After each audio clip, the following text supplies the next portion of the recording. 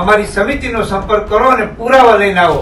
હું ડંકાની ચોટ ઉપર કહું છું સમિતિ વતી બધાને કે પરેશ ગોસ્વામીએ ક્યાંય પણ જો પૈસાની લાલચમાં આવી અને કોઈ કામ કર્યું હોય છે અથવા તો પૈસા ક્યાંથી લીધા હશે તો જુનાગઢની બજારમાં એને ટકો કરી અને ગધેડા ઉપર ફેરવવાની અમારી સમિતિએ આજે નિર્ણય લીધો છે. જુનાગઢથી કિસાન સમિતિ દ્વારા ઘણા સમયથી સરકાર સામે એક લડત ચલાવવામાં આવે છે. તેમની કેટલીક માંગણીઓ છે જે ખેડૂતલક્ષી છે. આ સમિતિ દ્વારા ઘણા સમયથી સરકારને વારંવાર અપીલ કરવામાં આવે છે. ત્યારે હવે કેટલાક આવારા તત્વો કહી શકાય તેવા લોકો દ્વારા આ સમિતિને બદનામ કરવાનું એક કૃત્ય કરવામાં આવી રહ્યું છે.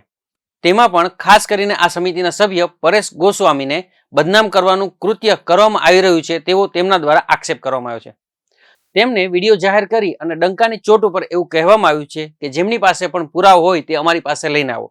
અમે જરૂરથી પરેશ ગોસ્વામી સામે પગલાં લેશું અને એ પણ આકરામાં આકરા પગલાં લેશું. તો શું છે સમગ્ર માહિતી આવો જાણીએ આ વિડીયોમાં.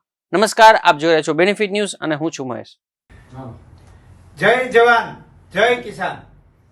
આજે અમે બધા જ કિસાન સહકાર સમિતિ જે એક આંદોલન લઈને સમગ્ર ગુજરાતના ખેડૂતોનો પ્રાણ પ્રશ્ન એવો દેવા માફી, 2019નો પાક વીમોની ઝડપથી ચૂકવણી અને 200 મણ મગફળી સરકાર ખરીદે, આ ત્રણ માંગને લઈને 10 ઓક્ટોબરથી જે શરૂઆત કરી છે જુનાગઢથી અને પરેશભાઈના નેતૃત્વમાં, એ અમે જે માંગ મૂકી અને સરકારે સુધી એ વાત પહોંચી ત્યારે સરકારે એ માંગને સમજવા માટે આમંત્રણ આપ્યું અને સમિતિ ગુજરાતના કૃષિ મંત્રી સુધી રૂબરૂ મળી અને આ ત્રણ મુદ્દાની રજૂઆત કરી છે.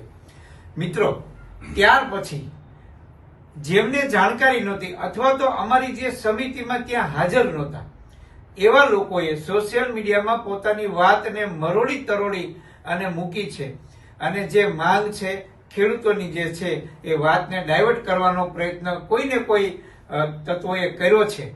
એટલે આજે અમારે થોડાક ખુલાસા એની સામે કરવા છે. અમારી જે ત્રણ માંગ છે એ સરકાર જ્યાં સુધી ન સ્વીકારે ત્યાં સુધી ખેડૂતો વતી અમારી કિસાન સહકાર સમિતિ એ લડત ચાલુ રાખશે. પણ પરેશભાઈ ઉપર જે આક્ષેપો થયા છે કે તમે ગાંધીનગર જઈ પડીકું લઈ લીધું, કોઈએ 25 લાખ રૂપિયા લઈ લીધા, એવા ખુલ્લેઆમ મેસેજો અને આક્ષેપો કર્યા છે.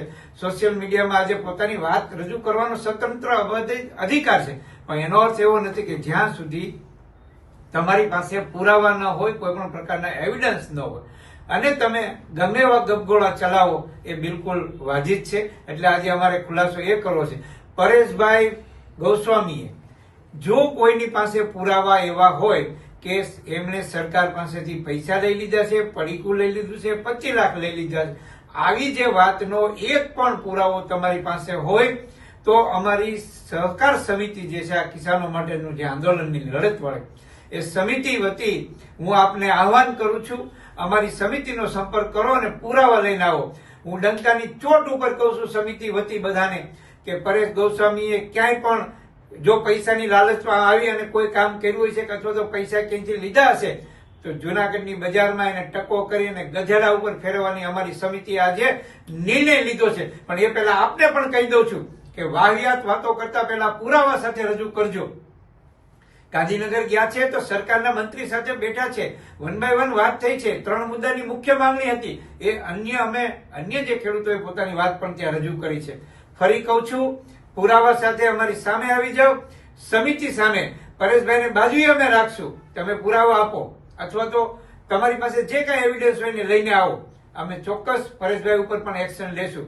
કોઈ ગદ્દારી કરી શકે એવું આ સમિતિ નહીં ચલાવે ને નહીં ચલાવે. ધન્યવાદ.